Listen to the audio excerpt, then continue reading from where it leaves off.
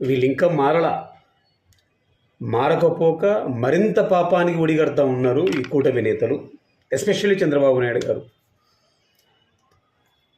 రిపోర్ట్ల కానీ ఛార్జ్ షీట్ల కానీ జంతువుల కొవ్వు కలిపినట్టుగా ఏదైతే సుప్రీంకోర్టు ద్వారా ఏర్పాటైనటువంటి sitting investigation team SIT press meet పెట్టి ప్రజలకు భక్తులకు చెప్పాలి. ఆ పని ఇంతవరకు చేయాల.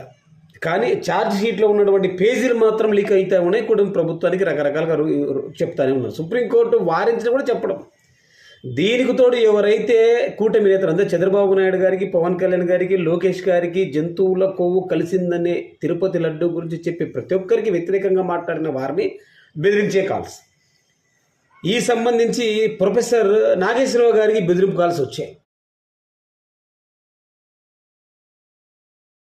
జంతువుల కోలు కలవలేదని నువ్వు ఎలా చెప్తున్నావు ప్రొఫెసర్ నాగేశ్వరరావు అని చెప్పు. కూటమికి సంబంధించిన దాదాపు 20-30 మంది ప్రతిరోజు ఫోన్లు చేసి తనను వేధిస్తున్నారని చెప్పి ప్రొఫెసర్ నాగేశ్వరరావు గారు పోలీసులకు కంప్లైంట్ ఇచ్చినా ఇంతవరకు చర్యలు తీసుకోకపోగా ఎవరైతే ప్రొఫెసర్ నాగేశ్వరరావుని బెదిరించారు, జంతువుల కోలో కలిసిందని నువ్వు ప్రెస్ మీట్లో చెప్పు, డిబేట్లో చెప్పు, నువ్వు మీడియాలో మాట్లాడు, యూట్యూబ్లో మాట్లాడు, అంతకంటే ఇంకా దారుణాలు జరిగినాయి కల్తీ లడ్డులో అని చెప్పు అని ప్రెజర్ చేస్తున్న ఈ విషయాన్ని లోకేష్ గారి దృష్టి కూడా తీసుకుపోయినట్టు నేను చెప్పాడు ఓ ప్రకటనలో.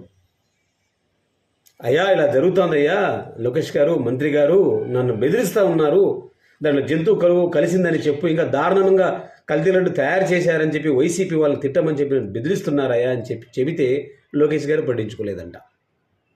నాగేశ్వరరావు గారు నిన్న ప్రకటనలో చెప్తా ఉన్నారు.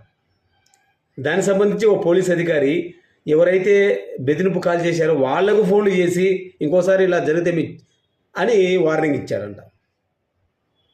అదే వైసీపీ వాళ్ళు చేస్తే ఫ్రంట్ పేజీలో ఉంటుంది పసుపు మీడియాలో. అంటే ఎంత దారుణం!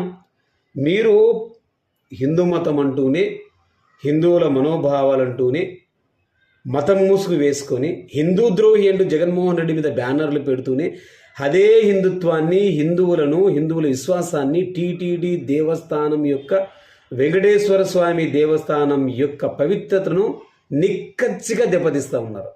కేవలం నేను ఫస్టే చెప్పాను చాలాసార్లు, జగన్మోహన్ రెడ్డి మీద ఉన్నటువంటి ఈర్ష్య, పగ, ద్వేషంతో Chandrababu Naidu and yellow team Tirumala Tirupati దేవస్థానాన్ని ప్రపంచవ్యాప్తంగా దిగజారుస్తున్నారు.